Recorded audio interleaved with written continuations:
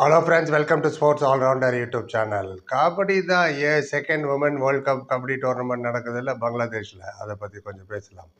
செகண்டா அப்படி கேட்பீங்க? ஆமாம், ஃபஸ்ட்டு நடந்து 2012 நடந்து ஃபஸ்ட் உமன் வேர்ல்ட் கப் இந்தியாவில் தான் நடந்தது. பீகாரில் இந்தியா ஜெயிச்சாங்க ஈரான்ட்ட. அது ஆச்சு 13 வருஷம் கழிச்சு இப்போ செகண்ட் வேர்ல்ட் கப் நடந்துட்டுருக்கு. இந்தியா மேட்சஸ் மட்டும் கவர் பண்ணுறோம், எல்லாத்தையும் பேசிகிட்டு இருக்கோம். Already India beat Thailand, India beat Bangladesh, அதோட ரிவ்யூ போட்டாச்சு. பார்க்காதவங்க போய் பார்த்துட்டு உங்கள் ஒப்பீனியனை கொடுத்துருங்க.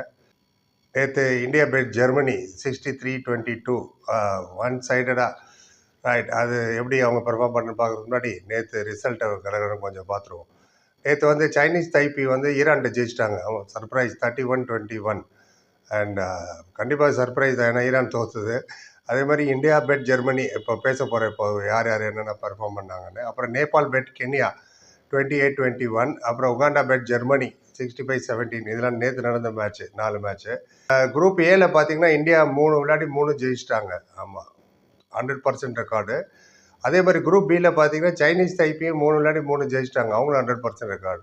ஒவ்வொரு குரூப்லேருந்து 2 டீம் தான் போவோம். ஸோ இங்கே இந்தியா 3 அவுட் ஆஃப் 3 ஜெயிச்சிட்டாங்களா. அப்புறம் பங்களாதேஷ் 2 ஜெயிச்சிடுச்சு 3 மேட்ச்சில். ஸோ மோஸ்ட்லி பங்களாதேஷும் செமிஃபைனலுக்கு போயிடும், India and Bangladesh. Group B தான் டஃப் குரூப்பு. அதில் தான் உங்களுக்கு சைனீஸ் தைப்பிட்ட தோற்றதுனால ஈரான் வர்சஸ் நேபாள் ரொம்ப இம்பார்ட்டன்ட் மேட்ச் ஆகிடுச்சு.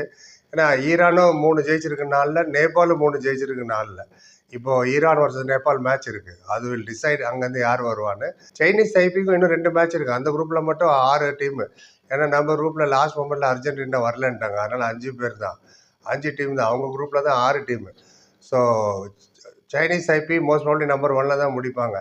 ஏன்னா ஈரானே அடிச்சிட்டாங்கன்னா, அண்ட் அவங்களுக்கு இன்னும் 2 மேட்ச் இருக்குது, ஜன்சிபார்ட்டையும் போலாண்ட்டையும்.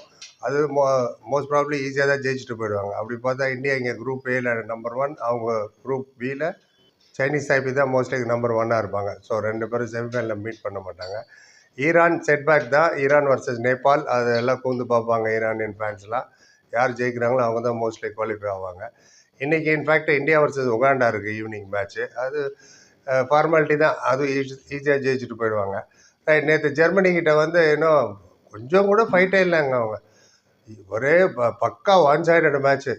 பொம்மை மாதிரி வராங்க அவங்க பிளேயர்லாம். பார்க்கவே பொம்மை மாதிரி தான் இருக்கிறாங்க. தயங்கி தயங்கி வராங்க. தொடலாமா, நெருப்புள்ள கை விடுற மாதிரி, தொடலாமா வேணாமா, தொடலாமா வேணாமான்னு பூச்சி ஒரே இது. நம்ம டிஃபென்ஸு பயங்கரமான டிஃபென்ஸு நம்மளுது. எல்லாமே ரொம்ப நல்லா பண்ணுறாங்க. கும்பலாக தான் அட்டாக் பண்ணுறாங்க. ஒருத்தர் மட்டும் பிடிச்சிட்டு நீ வா நான் வான்னு இப்படி பார்ப்பாங்கள்ல, அந்த மாதிரிலாம் பார்க்குறது இல்லை. ஒருத்தர் பிடிச்சா அப்படியே கும்பலாக வந்து மடக்கிடுறாங்க. ரவுண்டு கட்டிடுறாங்களா, ஒன்றும் நவரவே முடியறதில்ல. அதில் டிஃபென்ஸ் பிரமாதமாக இருக்குது இந்தியாவோட defence. So as a raider, mostly raid வந்து சஞ்சுன்றவங்க தான் எடுக்கிறாங்க most of the raid. And எப்போ போனாலும் மல்டி பாயிண்ட் எடுத்துகிட்டு வந்துடுறாங்க. எக்ஸ்பெக்ட் இந்தியா டு வின் இது. பட் இவ்வளோ ஸோ சிம்பிளாக ஸோ ஈஸியாக ஆவாங்கன்னு தெரில. ஆல் அவுட்டே 5 வாட்டி ஆகிட்டாங்க அவங்க.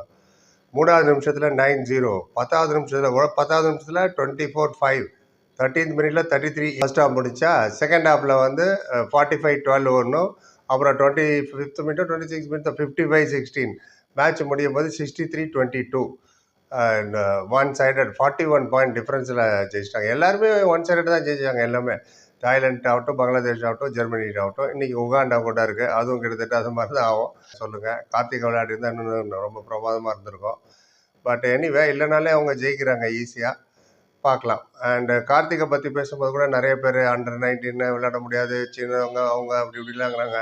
தாய்லாந்து பிளேயர்லாம் பாருங்கள் எல்லாம். ஸோ அதனால் அண்டர் 19 பிளேயர் எங்கே வேணால் விளையாடலாம். சீனியர் பிளேயர் தான் அண்டர் 19 விளையாட முடியாது. அதுதான் இன்டர்நேஷ்னல் லாவே. நீங்கள் கிரிக்கெட்டில் டெண்டுல்கர் எடுத்துக்கலாம், செஸ்ஸில் வந்து பிரக்யானந்தா எடுத்துக்கலாம். இந்த மாதிரி நிறைய எக்ஸாம்பிள் இருக்குது சொல்கிறதுக்கு.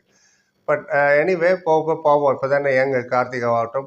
அதே மாதிரி நேற்று அபினேஷ் மோகன்தாஸ், அவரை பற்றி ஒரு வீடியோ போட்டிருக்கேன்.